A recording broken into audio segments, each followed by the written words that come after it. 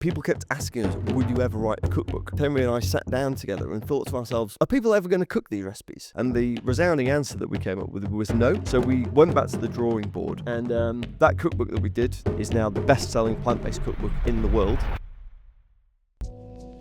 Now then everyone, my name is Ian Theasby and this is BOSH TV, and today we are doing a Q&A. A couple of weeks ago we hit 1 million followers on Instagram, and we asked our 1 million followers to ask us some questions which I'm going to answer for you right now. The first question I'm going to answer is a good one. Why did you go vegan? Thank you for asking that first and foremost, because I've been vegan a long time, 10 years in fact, and it's always nice to reminisce about why I went vegan. And the base reason for wanting to go vegan is the necessity to make some wholesale lifestyle changes, because I remember distinctly it had been quite a heavy night out, and I'd drunk maybe a little bit too much alcohol and eaten some crappy food on the way home, and then I'd woken up the next day and I'd glanced at myself in the mirror, and quite frankly I didn't like what I saw. I kind of looked soft and wobbly like a skinny fat dude. It wasn't good. I really was very underwhelmed with what I was seeing, so I thought I need to make some wholesale changes, and just luck would have it that we were almost at the end of the year, which means the new year was just around the corner. So I thought, right then, some New Year's resolutions are what I need.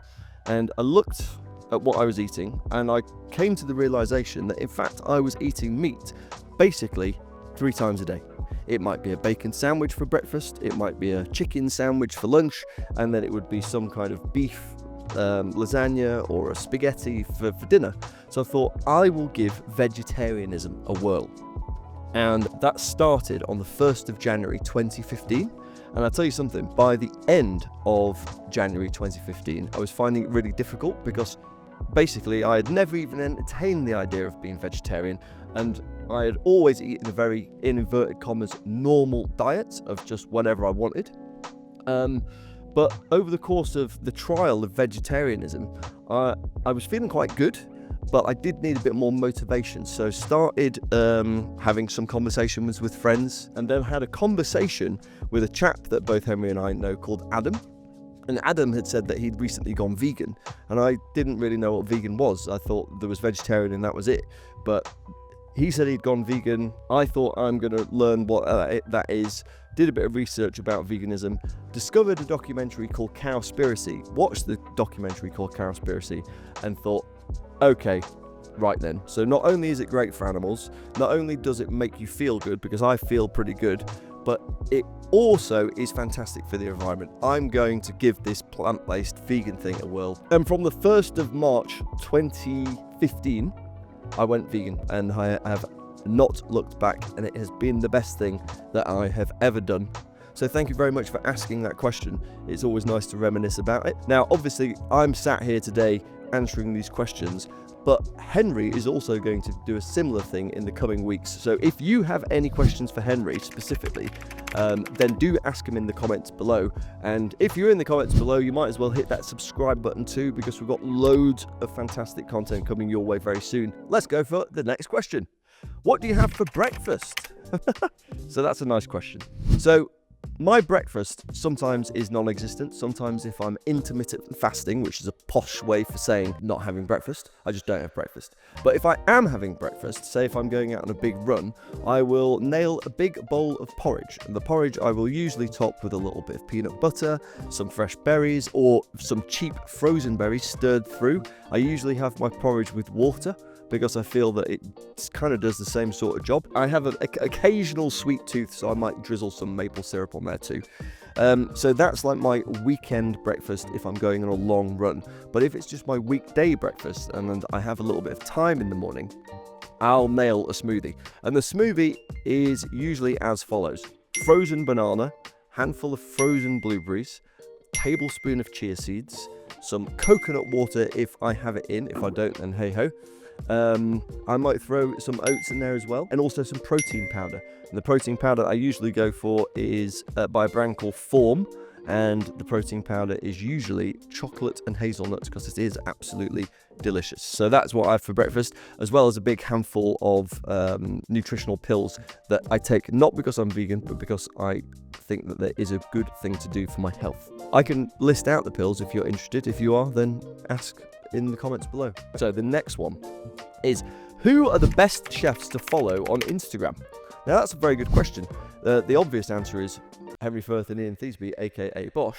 But let's not go with the obvious answer. There are a few chefs out there that I think are excellent.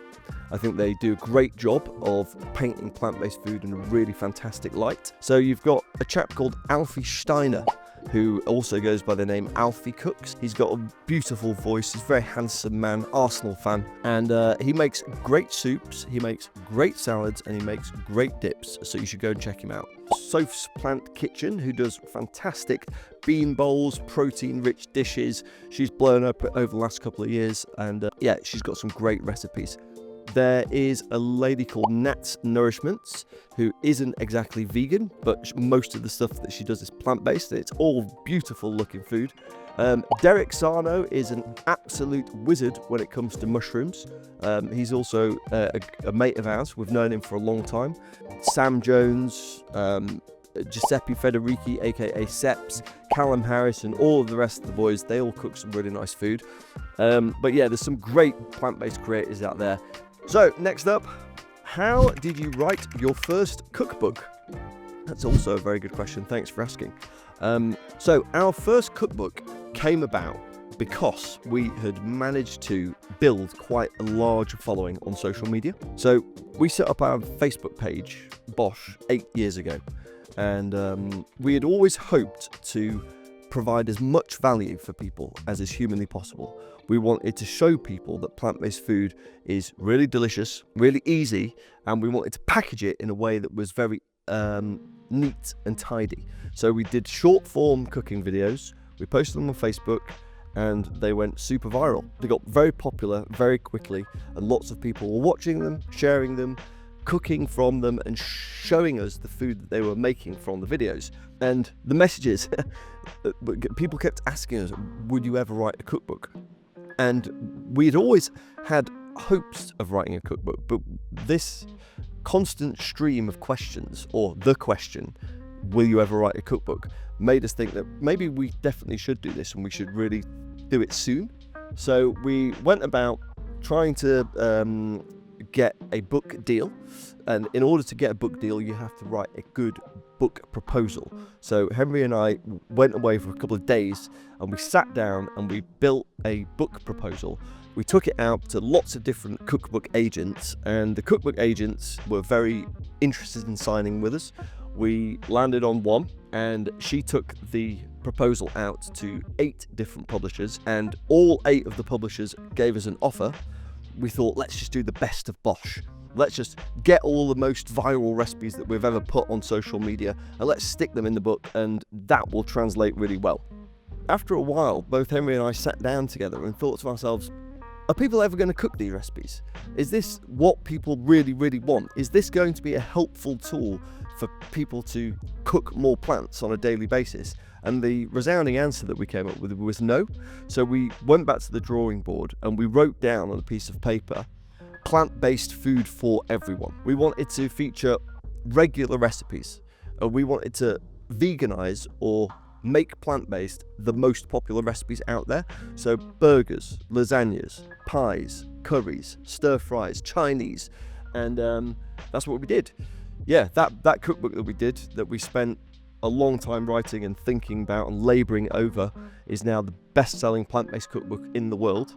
It's the black and orange one, and I'm very proud of it. Next up, we've got a very good question indeed, and it is, what is Nooch?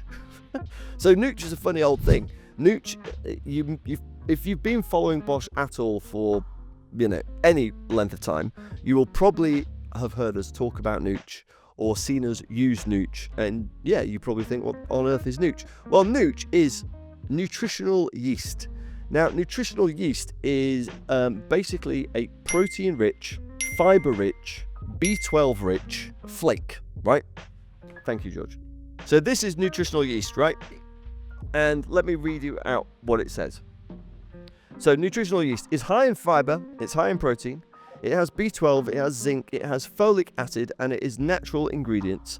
And basically, this stuff works well with practically all savoury dishes.